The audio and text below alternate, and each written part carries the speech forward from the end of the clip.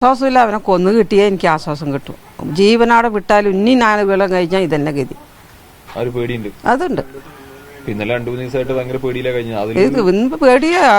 അവൻ പിടിച്ചപ്പോ ഒത്തിരി സമാധാനമുണ്ട്. സമാധാനം ഉണ്ടെങ്കിലും ഇനി അവൻ വരും എന്നുള്ളൊരു ധാരണ മനസ്സിലുണ്ട്.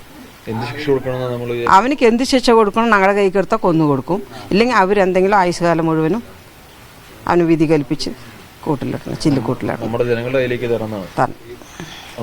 ആവശ്യം.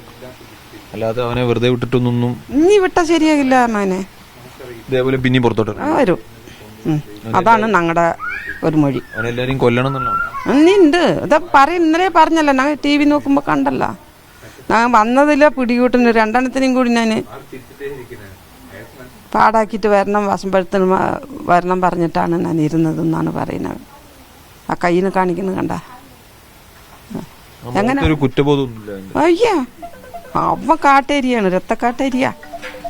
അവനൊന്നും ഇതോടെ കൂടി അവസാനിക്കൊന്നുമില്ല. ഇതോടെ കൂടി അവൻ തിരുന്നുമില്ല. ഇനി വിട്ട ഇതന്നെ ഗതി. ഈ ജനം മുഴുവൻ അവൻ പൊരിപ്പിക്കുന്നു. എന്തെങ്കിലും ഞങ്ങൾക്കൊരു സമാധാനം ഉണ്ടാവുള്ളൂ. അതിന് ഞങ്ങൾ പോയാൽ ഈ വളരുന്ന കുട്ടികൾക്ക് ഒരു പാതുകാപ്പ് സർക്കാർ തന്നേ പറ്റൂ. ആ കുട്ടികൾക്ക് തന്തയില്ലാത്ത മക്കൾക്ക് എന്തെങ്കിലും ഒരു ന്യായനീതി അവർക്ക് കൊടുക്കണം സർക്കാർ. ആ മക്കൾക്ക് ആരുണ്ട് നീ പറയും, അത് കിട്ടണം.